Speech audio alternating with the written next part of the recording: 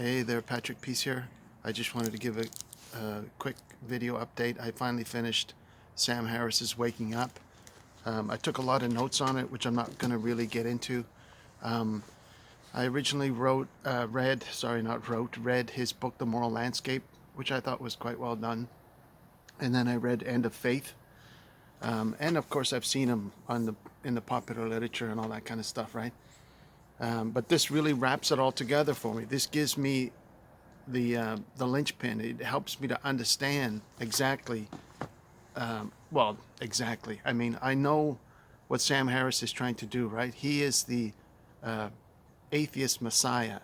He is jealousy of Jesus Christ comes out vividly in this book. It does in his other books too, but even more so in this one.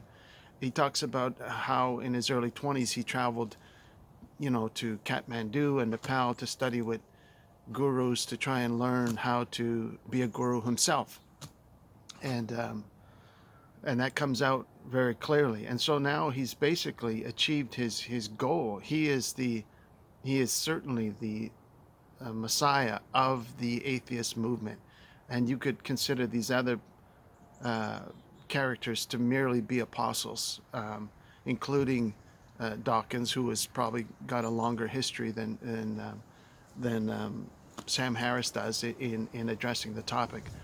But you've got Dawkins, you've got Dennett, and you've got Christopher Hitchens, who's passed on, and I'm sure there's multiples of others surrounding him.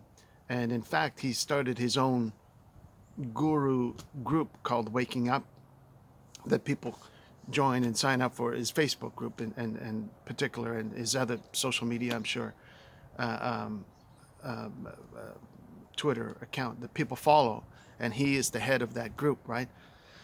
And so he presents himself as a guru, and he mentions here, there's one comment he makes where he says he certainly didn't put his light under a bushel. Now, why would he use that phrase? Why would he use that phrase, right? He's taking it directly from Christ. And he points out here on page 170, he says, except ye see signs and wonders, you will not believe. He quotes from John chapter 4 here.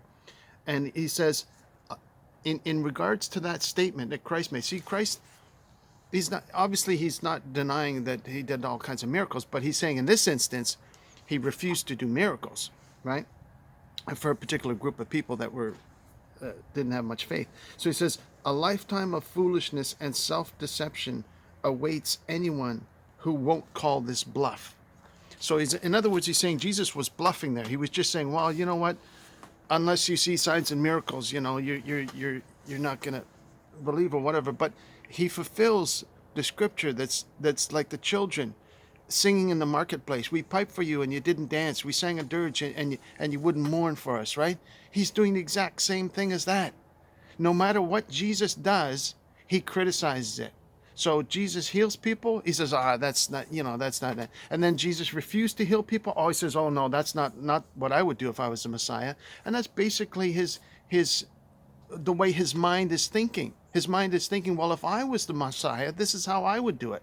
And so he set himself up as his own Messiah, but he is the Messiah of atheism, right? Even though he openly admits that you cannot disprove dualism, right? He believes in the transcendence of the mind from the body. He's proven it to himself through his experimental journeys with drugs. He's tried acid, he's tried mushrooms, he's tried it all. He's had good trips, he's had bad trips. And he knows that the mind is able to transcend the body, that the mind is able to go on these crazy adventures, right? And myself included, in this past 48, 72 hours, I was all over the place through space. I had government agents attacking me with beams, poisoning me, affecting my heart, and drones over my home, all kinds of paranoid adventures that I went through in these last 72 hours. And so I agree with him wholeheartedly with the concept that I'm a dualist. So I agree. Of course, I agree wholeheartedly that the mind can transcend the body. And then he talks about Ibn Alexander, the neuroscientist that had a near-death experience, and he's jealous of that experience because he tries to. He's got sour grapes. He said, yeah, well, his cortex really wasn't out of commission, right? It couldn't have been. Otherwise, how could he remember the experience? And it's, he's just not being scientific enough in the experience he had. Well, I mean, come on, the guy had a pretty remarkable experience, but I'll leave that. He doesn't believe in it. That's fine. He won't believe unless, he puts his hands in the nail holes and puts his hand in the side. That's the only way that Sam Harris is going to believe. So he's chosen his bed and he's got to live in it. But man, you can't tell me that's not going to catch up with him sometime, right? I mean, think about what he's representing. He's setting himself up as the pinnacle of atheism in our generation. And he thinks he's ushering in this new age of the singularity that Kurzweil talked about, which is upon us now. They probably went live and they don't announce it. They say, well, we're going live January 1st, 2020. The singularity is in place and it's in control now. We can't stop it. Well, the fact of the matter is the singularity is going to discover that there is a God, that there is a technology above itself. And people like Sam Harris will be left holding the bag. They're going to end up looking like fools in the long run because the singularity itself is going to recognize a technology greater than itself. It's not stupid. The singularity is not stupid. It's going to recognize, well, I'm just going to leave it at that because I've finished his book.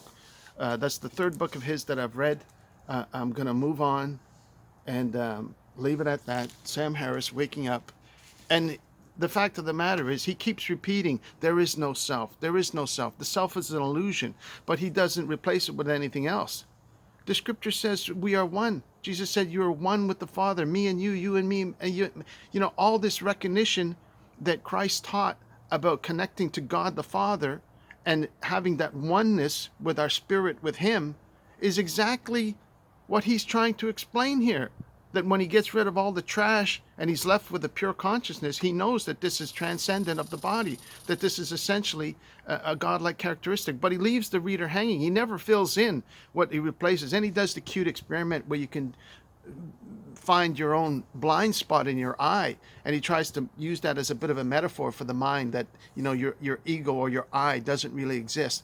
Well, yeah, of course not, because when you get down to the bottom layer of what your mind and body is carrying around a connection to the spirit realm, is carrying around a connection to God.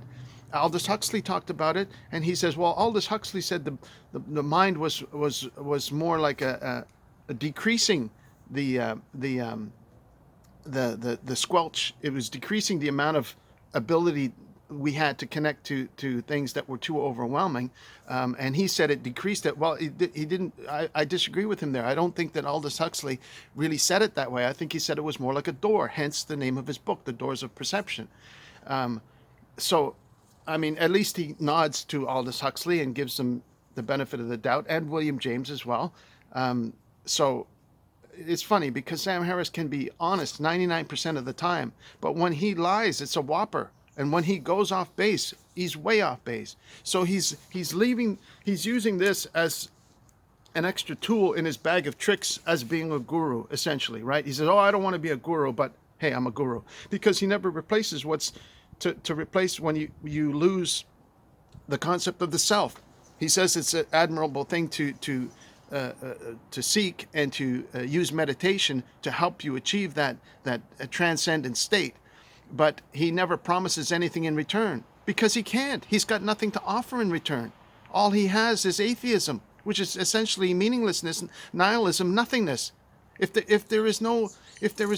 he goes on to talk about evolution again. He always says, they always say evolution in the most flippant terms. They say, well, it's so ridiculous that only a small portion of the population believes in evolution. I believe in evolution. I believe in adaptive changes that Darwin talked about that are absolutely possible. Of course I do.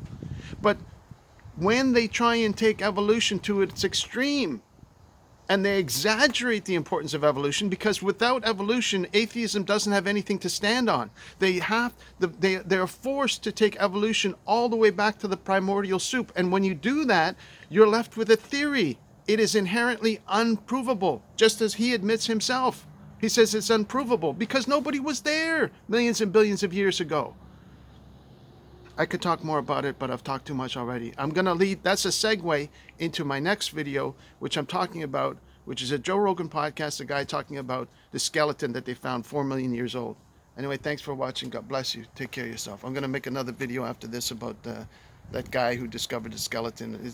A little bit about evolution. Talk to you later. Bye-bye.